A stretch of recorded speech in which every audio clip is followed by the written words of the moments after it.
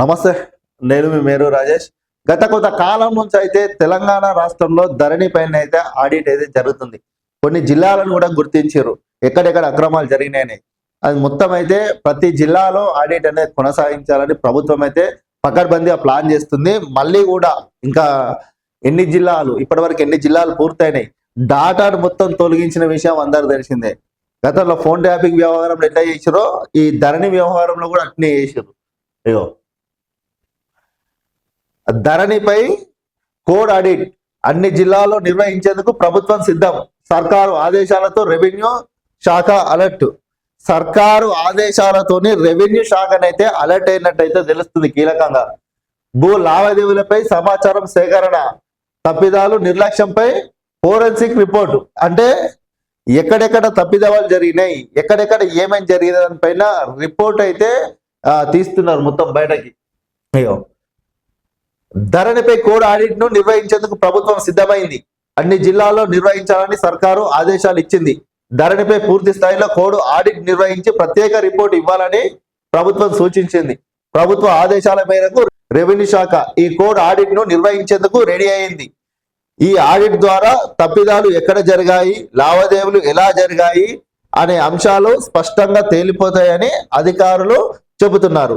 అయితే ఈ ఆడిట్ ద్వారా రాష్ట్రంలో ఎక్కడెక్కడ తప్పిదాలు జరిగినాయి, ఎక్కడెక్కడ ఏమేమి జరిగింది అనే కోణం అనేది బయటపడుతుంది, ఈజీగా బయటపడుతుంది అని చెప్పి అయితే అధికారులు అయితే చెప్తున్నారు. ఇదే అంశంపై తాజాగా మంత్రి పొంగులేటి శ్రీనివాసరెడ్డి కూడా ఉన్నతాధికారులతో రివ్యూ నిర్వహించారు. ధరణిలో జరిగిన తప్పిదాలను గుర్తించాలంటే కోడ్ ఆడిట్ ను నిర్వహించాల్సిందే అని ఆయన కూడా నొక్కి చెప్పారు. అందుకోసం అవసరమైన వ్యవస్థను సమకూర్చేందుకు సర్కార్ సిద్ధంగా ఉన్నట్లు ఆయన స్పష్టం చేశారు. అయితే ఈ ఆడిట్ కోడ్ సంబంధించి అసలు ఏం చేస్తే ప్రభుత్వం అయితే మేము స్పష్టంగా ఉందాం, ప్రభుత్వం తరఫున ఏం చేయాలన్నా సరే మేము స్పష్టంగా ఉన్నాము.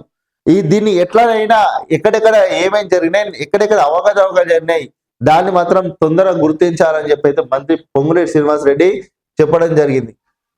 కోడ్ ఆడిట్ అంటే ఏమిటి, ఎందుకు అవసరం, ఈ కోడ్ ఆడిట్ అంటే ఏమిటి, అది ఎందుకోసం అవసరం అవుతుంది అనేది సాధారణంగా జరిగే ఆర్థిక ఆడిట్ కాకుండా సాఫ్ట్వేర్ రాసిన కోడ్ను నిశితంగా పరిశీలించడమే.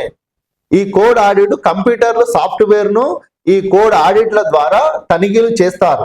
సాఫ్ట్వేర్ కోడింగ్ లో ఎక్కడైనా రహస్యంగా డేటాను మార్చే బ్యాక్డోర్ మార్గాలు ఉన్నాయా అని ఆ తనిఖీని చేస్తారు. ఒకవేళ లావాదేవీ ఎవరు చేశారు, ఎప్పుడు చేశారు అనేది రికార్డు కాకుండా కోడ్ మార్చారా అనే కోణంలో విచారణ ఈ కోడ్ ఆడిట్ ద్వారా తెలుసుకుంటారు.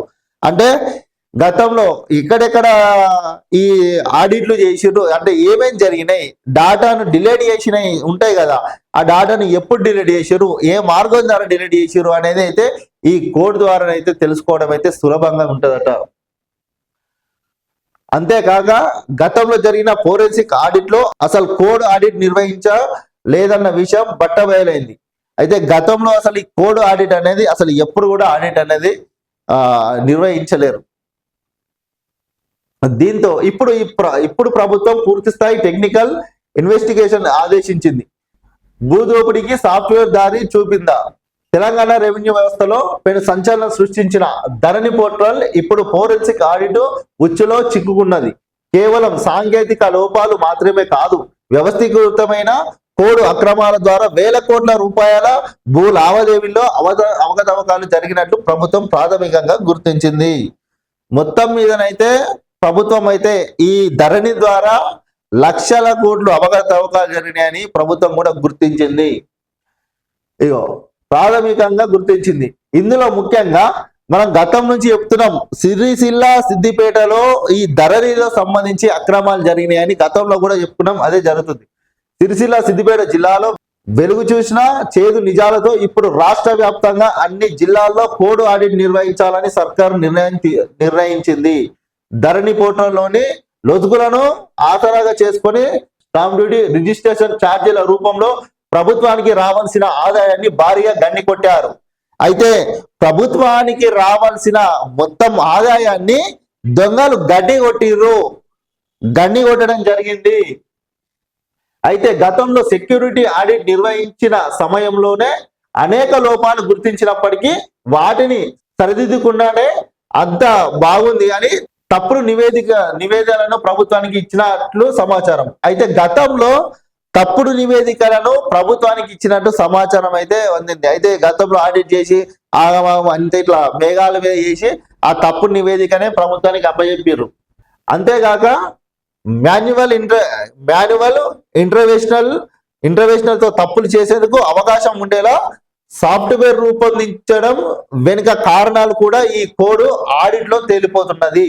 అయితే వీళ్ళు గతంలో మాన్యువల్ చేసినా ఇంకా ఏం చేసినా గానీ ఇప్పుడు ఈ కోడ్ ఆడిట్ లో వీళ్ళు ఏమేం చేసిరు, ఎంత మాన్యువల్ చేసిరా, ఎన్ని చేసిరు అనేది మొత్తం అయితే బయటపడుతుంది.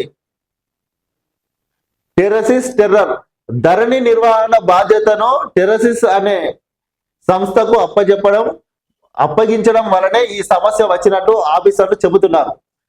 నిబంధనలకు విరుద్ధంగా జరిగిన లావాదేవీలను కప్పుపుచ్చుకునేందుకు ఈ తరహా సాఫ్ట్వేర్ మేనేజ్మెంట్ జరిగినట్లు కోడ్ ఆడిట్ టీము అనుమానిస్తుంది.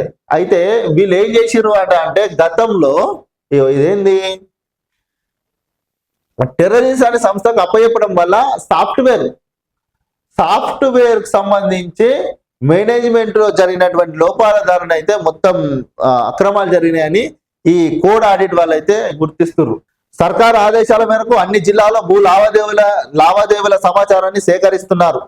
తప్పిదాలకు పాల్పడిన అధికారులు సాఫ్ట్వేర్ రూపకల్పనపై కఠిన చర్యలు తీసుకునే దిశగా అడుగులు పడుతున్నాయి. ధరణి పేరుతో జరిగిన ప్రతి అక్రమాన్ని వెలికి తీస్తామని ప్రభుత్వం కూడా స్పష్టంగా చెబుతున్నది. కోడ్ ఆడిట్ పూర్తయ్యే ఏ సర్వే నంబర్ల ద్వారా ఎవరి ప్రయోజనాల కోసం ఈ వెబ్సైట్ ను ఆయుధంగా వాడుకున్నారనేది తేలిపోతుంది. అయితే ఏ సర్వే నంబర్లు ఎక్కడెక్కడ ఏమేం జరిగింది అనేది ఈ కోడ్ ఆడిట్ ద్వారానైతే మొత్తం మీదనైతే ప్రభుత్వం పకడ్బందీగానైతే తప్పిదాలు ఎక్కడ జరిగినాయి, ఎక్కడెక్కడ అక్రమాలు జరిగినాయి, ఈ ధరణి ద్వారా ఏమేం జరిగింది అనేది అయితే ఈ ప్రభుత్వం అయితే పకడ్బందీగానైతే ప్లాన్ చేసి త్వరలోనే మొత్తం గతంలో కూడా మనం చెప్పుకునే విధంగానే సిరిసిల్ల సిద్దిపేట జిల్లాలో అక్రమాలు బాగా జరిగినాయి అనే విధంగానే ఇప్పుడు రాష్ట్రంలో ఉన్నటువంటి అన్ని జిల్లాలలో ఆడిట్ జరిపించి అక్కడ ఎక్కడెక్కడ ఏమేమి జరిగినాయి, ఎన్ని లోటుపాట్లు జరిగినాయి అనేది అయితే బయట పెట్టడానికైతే ప్రభుత్వం కృషి చేస్తుంది. దీనికి అధికారులు కూడా తోడై మొత్తం మీద గతంలో జరిగినటువంటి బండారాన్ని ధరణి ద్వారా ఈ చిట్టాపద్దును అంతా బయట పెట్టే ప్రయత్నం చేస్తున్నారు. ఇక మొత్తం ఏదైతే బయట పడ్డాక ఇక బాధ్యులైన వారిని కూడా శిక్షించేందుకైతే ప్రభుత్వం కృషి చేస్తుంది.